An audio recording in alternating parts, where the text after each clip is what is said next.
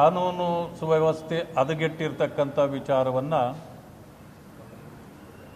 ಭಾರತೀಯ ಜನತಾ ಪಕ್ಷದ ಮುಖಂಡರು ಸುಮಾರು ತಿಂಗಳಗಟ್ಟಲೆ ಇವತ್ತಿನವರೆಗೂ ಕೂಡ ಹೇಳ್ತಿದ್ರೂ ಈ ಸರ್ಕಾರ ಮಾನಗೇಡಿ ಸರ್ಕಾರ ಎಚ್ಚೆತ್ತುಕೊಳ್ಳಲೂ ಇಲ್ಲ, ಅದಕ್ಕೆ ಹದ್ದುಬಸ್ತಿಗೆ ತರ್ತಕ್ಕಂಥ ಕೆಲಸವನ್ನೂ ಮಾಡಲಿಲ್ಲ, ಅಥವಾ ಅದಕ್ಕೆ ಏನು ಗೌರವ ಕೊಡಬೇಕೋ ಅದನ್ನು ಕೊಡಲಿಲ್ಲ. ಯಾಕೆ ಅಂತಂದರೆ ಪ್ರಜಾಪ್ರಭುತ್ವ ವ್ಯವಸ್ಥೆಯಲ್ಲಿ ಯಾವುದೇ ವಿರೋಧ ಪಕ್ಷಗಳು, ವಿರೋಧ ಪಕ್ಷದ ಮುಖಂಡರುಗಳು, ನಾಯಕರು ಯಾರೇ ಆಗಲಿ ಒಂದು ವಿಚಾರವನ್ನು ಸರ್ಕಾರದ ಗಮನಕ್ಕೆ ಸೆಳೆಯುವಂಥ ಕೆಲಸವನ್ನು ಮಾಡಿದ ತಕ್ಷಣ ಎಚ್ಚೆತ್ತುಕೊಳ್ಬೇಕು ಮತ್ತು ಅದನ್ನು ಅಡ್ರೆಸ್ ಮಾಡಬೇಕು.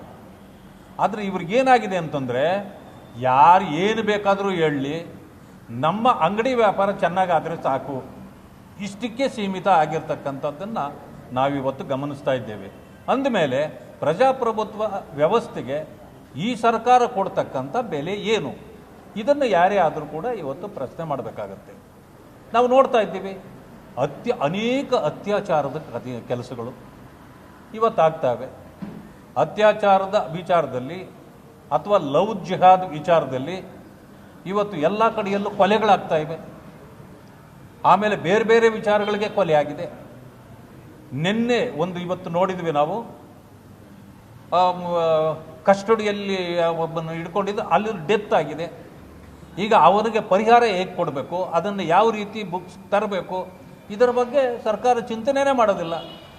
ಯಾರಾದರೂ ಕೇಳಿದರೆ ಹೋಗಿ ಇದು ಅದು ಎಲ್ರಿ ಹದಗೆಟ್ಟಿದೆ ಅಂತ ಉಡಾಫಿಯಾಗಿ ಕೇಳ್ತಕ್ಕಂಥ ಪರಿಸ್ಥಿತಿ ಇವತ್ತು ಸರ್ಕಾರದಲ್ಲಿದೆ. ದಲಿತ ಆನಂದ್ ಯುವ ಸಾಹಿತಿ ಮಾಲೂರಿನವರು PhD ಮಾಡಲಿಕ್ಕೆ ಗುಲ್ಬರ್ಗ ನಡಿ ಈಗ ಶುರು ಮಾಡೋಣ. ಕೇಸರಿಯಿಂದ ಮನೋಲ್ಲಾಸ ಮನಸ್ಸು ಮತ್ತೇರಿ ಕುಣಿದಾಡಿದೆ ನೋಡು, ಮನಸ್ಸು ಮತ್ತೇರಿ ಕುಣಿದಾಡಿದೆ ನೋಡು. ಕ್ಷಣ ಕ್ಷಣವೂ ಆಚರಿಸಿ ಕೇಸರಿ ಹಬ್ಬ. ವಿಮಲ್ ಬಾಯಲ್ಲಿ ಹೇಳಿ ಕೇಸರಿ. ಹೋಗಿ ಸಾವನ್ನಪ್ಪಿದ್ದು ಯಾಕೆ, ಅವನು ಮರ್ಡರ್ ಆಯ್ತಾ, ಏನಾಯ್ತು, ಇದುವರೆಗೂ ಆ ಜಿಲ್ಲಾ ಸಚಿವರಾಗಲಿ, ಹೋಮ್ ಮಿನಿಸ್ಟರ್ ಆಗಲಿ, ಮುಖ್ಯಮಂತ್ರಿಗಳಾಗಲಿ ಅದ್ರ ಬಗ್ಗೆ ತಲೆನೇ ಕೆಡಿಸ್ಕೊಂಡಿಲ್ಲ. ಏನಾದರೂ ಕೇಳಿದರೆ ಬೇರೆ ಸರ್ಕಾರ ಇದ್ದ ಕಾಲದಲ್ಲಿ ಮರ್ಡರೇ ಆಗಿಲ್ವಾ, ಇದು ಉಡಾಫೆ ಉತ್ತರ ಅಲ್ವಾ? ಇದನ್ನು ಹೇಳಲಿಕ್ಕೆ ನೀವು ಒಬ್ಬರು ಮಂತ್ರಿ ಆಗಬೇಕಾ, ಹೋಮ್ ಮಿನಿಸ್ಟರ್ ಆಗಬೇಕಾ, ಮುಖ್ಯಮಂತ್ರಿಗಳಾಗಬೇಕಾ? ಅಂದರೆ ನಿಮ್ಮ ಉದ್ದೇಶ ಏನು? ಲೂಟಿ ಮಾಡೋದು ಒಂದೇ ಉದ್ದೇಶಕ್ಕೆ ಬಂದಿದ್ದೀರಾ ನೀವು? ಇವತ್ತೆಲ್ಲ ಕಡೆಯಲ್ಲೂ ಮೊದಲು ನಾವು ಹೇಳ್ತಿದ್ವಿ, ಇಡೀ ದೇಶದಲ್ಲಿ ನಡೆಯತಕ್ಕಂಥ ಚುನಾವಣೆಗಳಿಗೆ ATM ಯಾವುದಪ್ಪ ಅಂತಂದರೆ ಕರ್ನಾಟಕ ಆಗಿದೆ ಕಾಂಗ್ರೆಸ್ಗೆ. ಪಂಚರಾಜ್ಯ ಚುನಾವಣೆಗಳಿಗೆ ದುಡ್ಡು ಕೊಟ್ಟಿದ್ದಾಯಿತು, ಈಗ ಪಾರ್ಲಿಮೆಂಟ್ ಎಲೆಕ್ಷನ್ಗಳಿಗೆ ದುಡ್ಡು ಕೊಟ್ಟಿದ್ದಾಯಿತು. ಎಲ್ಲ ಇವತ್ತೊಂದು ದಿವಸ ನಮ್ಮ ಮೇಲೆ ಆಪಾದನೆ ಮಾಡಿದ್ರಿ, 40% ಸರ್ಕಾರ, 40% ಸರ್ಕಾರ. ಈಗ ನೀವು ಹೇಳಿ ಉತ್ತರ ಕೊಡಿ, ಎಷ್ಟು % ಸರ್ಕಾರ ನಿಮ್ಮದು? ನಿನ್ನೆ ತಾನೇ ದಾಸ್ ಅವರ ಆಯೋಗ ನೀವೇ ರಚನೆ ಮಾಡಿದ್ದು, 40% ಇದನ್ನು ಕಮಿಷನ್ದ ಬಗ್ಗೆ ಅವರು ವರದಿ ಕೊಡಬೇಕಾಗಿತ್ತು ನಿಮಗೆ. ಯಾವುದೇ ಪುರಾವೆ ಇಲ್ಲ, ಇದನ್ನು ಮಾಡೋದೇ ಕಷ್ಟ ಆಗಿದೆ ನನಗೆ ಅಂತ ಇವತ್ತೇ ಬಂದಿದೆ ಅಂತ ಕಾಣುತ್ತೆ ಅದು ವರದಿ. ಆ ವರದಿ ಮಾಡುವಂಥ ಸಂದರ್ಭದಲ್ಲಿ ಹೇಳಿರ್ತಾರೆ ಅವರು.